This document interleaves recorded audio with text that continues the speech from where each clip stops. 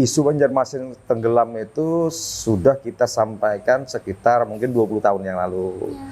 Nah, kenapa jadi tenggelam kan pertanyaannya seperti itu. Kenapa jadi kok bisa kita melemparkan bahwa itu tenggelam kan? Sebenarnya kan kita tanda kutipnya kan kiamat nih di Banjarmasin nih kan. Karena udah tinggi air itu kan sedemikian rupa. Nah, lalu ini perlu langkah revolusioner. Nah, karena ini pemilihan wali kota, maka wali kota itu kita harapkan mampu mengatasi itu.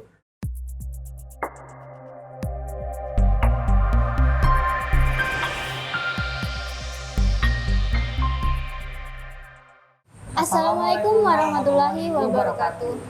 Jadi di sini kita mau diskusi santai nih dari tulisan yang sudah Bapak sebarkan di media sosial mengenai isu Kota Banjarmasin tenggelam. Bagaimana sih statement Bapak mengenai itu? Nah, jadi sebenarnya kan isu Banjarmasin tenggelam itu sudah kita sampaikan sekitar mungkin 20 tahun yang lalu. Nah, kenapa jadi tenggelam kan pertanyaannya seperti itu. Kenapa jadi kok bisa kita melemparkan bahwa itu tenggelam kan? Nah, tenggelam itu kan sebenarnya gini, kita tahu perubahan iklim ya. Betul. Tahu misalnya global warming, global boiling. Nah, di daerah di Banjarmasin ini, dia kan berada di bawah permukaan laut. Permukaan kota Banjarmasin itu kan minus 16 cm di bawah permukaan laut. Betul. Artinya, dia sudah terendam secara filosofisnya itu terendam dia. Itu data di tahun kira-kira 1998 sudah dinyatakan posisi Banjarmasin itu di minus 16 tadi. Nah, kemudian pemanasan global menyebabkan permukaan air laut menaik. Pada saat permukaan air laut menaik itu kan akibat kutub utara yang mencair itu kan, mendorong air laut. Itu berdasarkan penelitian para ahli mulai dari lembaga-lembaga termasuk PBB segala macam. Setiap tahun itu kisaran sekitar 0,4 sinti atau 0,4 sinti sampai dengan ada sebagian menyampaikan sampai 1 sinti per tahun. Nah, bayangkan kita pada saat tahun 1998 minusnya sudah 16. Kalau di 98 itu udah berapa puluh tahun kan? Nah, kalau misalnya kita anggap 20 tahun aja berarti kan dari yang tadi 0,4 sinti itu tadi berarti kan 10 tahun 4 sinti 8 sinti. Jadi pertambahannya tuh mungkin saat ini kota Banjarmasin kisaran sekitar 30 sinti sampai 35 sinti di bawah permukaan air laut. Ini ada lagi masalah yang lain. Di samping tadi dia berada di minus permukaan laut, dia juga berada kawasan Banjarmasin kan rawa, gambut. Nah, rawa dan gambut itu kalau dia misalnya dilakukan oleh pembangunan dengan model mau uruk, kita kan sering nih diuruk tanah segala macam. Nah, itu menyebabkan lahan gambut itu menjadi berubah fungsinya, berubah karakteristiknya. Dari itulah kemudian para ahli menyatakan lagi, hasil riset yang menyatakan bahwa penurunan akibat dari kegiatan-kegiatan alih fungsi lahan dan uruk segala macam itu berpengaruh penurunan setiap tahun itu sekitar 3 sinti sampai kadang-kala 10 sinti. Kalau parah perubahannya itu. Nah, lalu bayangkan tadi muka air laut sudah naik, ditambah permukaan Banjarmasin itu semakin turun karena tekanan tadi, maka itulah yang menyebabkan Banjarmasin akan tenggelam.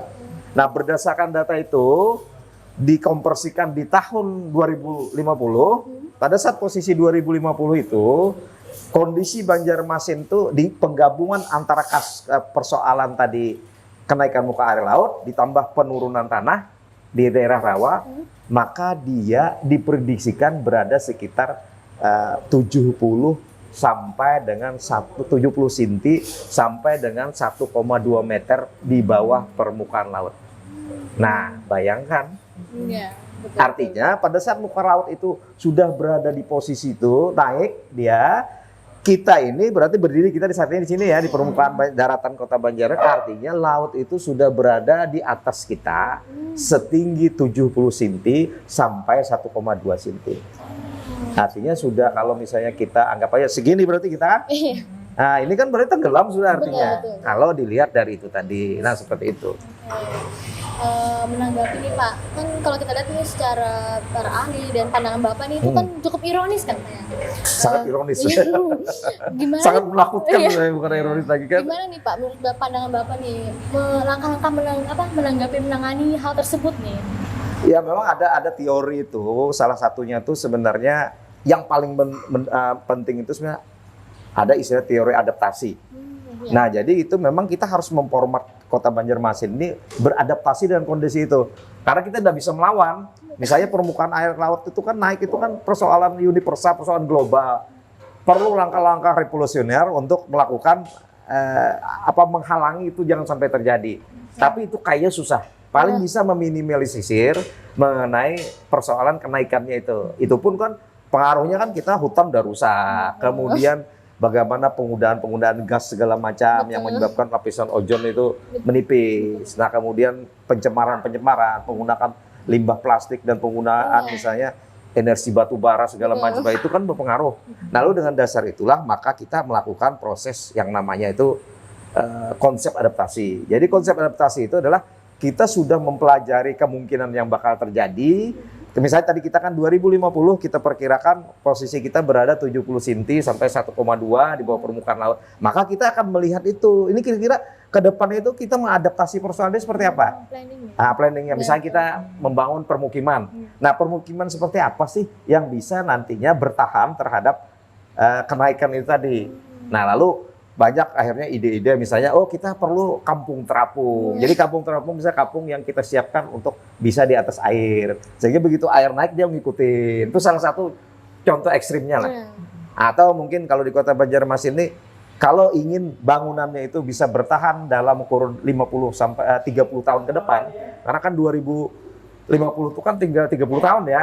Nah, 30 tahun ke depan itu, maka dia harus membangun bangunan itu, muka lantai bangunannya, yang kayak gini, ini kan lantai ini, maka lantainya itu harus berada sekitar 1,5 meter di atas permukaan air pasang yang ada saat ini. Itu adaptasi namanya itu seperti itu. Nah, mengenai opini Bapak yang Bapak publis itu Di radar itu kalau di radar. iya. Mampukah wali kota baru menjadi juru selamat? Jadi menurut Bapak apa sih yang dapat pemerintah lakukan untuk mengatasi hal tersebut gitu? Nah, jadi kan kebetulan tulisan itu kan dibuat dalam momentum mengenai pemilihan nih kan, pemilihan wali kota kan. Nah, kita sebenarnya melihat bahwa ini kan hal yang krusial dan mendesak nih kan. Artinya perlu ada pemikiran yang revolusioner mengenai persoalan tadi. Karena kalau ini terjadi, sebenarnya kan kita tanda kutipnya kan kiamat nih di Banjarmasin nih kan. Karena udah tinggi air itu kan sedemikian rupa. Nah, lalu ini perlu langkah revolusioner. Nah, karena ini pemilihan wali kota, maka wali kota itu kita harapkan mampu mengatasi itu. Nah, bagaimana cara mengatasinya kan itu kan yang jadi pertanyaan. Nah, untuk cara mengatasi itu, maka wali kota tadi memahami tadi konsep-konsep adaptasi. Jadi nanti dia menyusun arah pembangunan kotanya itu melihat kondisi tadi. Jadi misalnya kita ngambil salah satu ciri kayak Banjarmasin ini kan ada dua sebenarnya karakteristiknya tuh kan, kota sungai dan kota perdagangan jasa.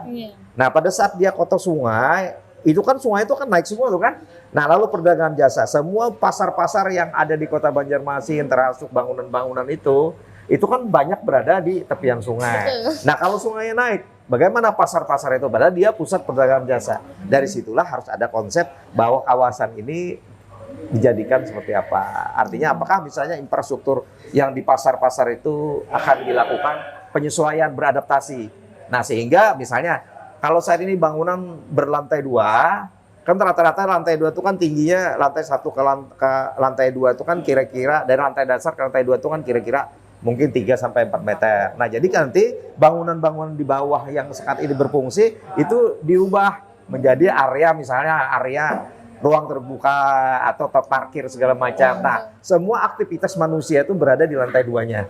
Sehingga kalau itu terjadi, maka kita masih bisa selamat dari segi persoalan air itu tadi. Nah, jadi intinya sebenarnya wali kota, calon wali kota yang adanya harus paham itu tuh. Jadi mereka harus benar-benar menguasai apa yang menjadi masalahnya Kota Banjarmasin. Kan kalau misalnya mereka tidak menguasai itu untuk apa misalnya jadi wali kota? Karena problem Banjarmasin itu ke depan. Nah, seorang wali kota itu dia bukan berpikir untuk saat ini, tapi dia memikirkan untuk masa depan. Masa depan itu dia gagas, dia format.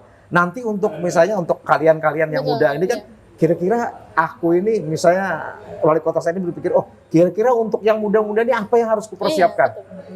apa yang harus ku bantu mereka untuk mereka bisa semakin kuat dalam menghadapi tantangan ke depan. Betul. Nah, jadi letak dasar itu adalah bagaimana wali kota yang nanti terpilih membuat sebuah konsep dalam membangun kota Banjarmasin itu yang mampu menyikapi persoalan itu tadi. Jangan sampai tenggelam, gitu kan? Berarti itu suatu PR Pak ya untuk pemerintah kita Iya, ya, Pak, PR yang berat. Iya. PR yang berat. Karena untuk mendandan itu perlu langkah revolusioner, dana yang cukup besar. Ya, jadi Itulah penjelasan dari orang yang membuat artikel yang sangat menakutkan itu ya. Sangat seram ya. suatu prediksi. Pentingnya kita memilih wali kota yang memahami kota tersebut bagaimana ke depannya. Iya. Baik, terima kasih telah menonton video kali ini. Terima kasih. Assalamualaikum Warahmatullahi wabarakatuh. Waalaikumsalam.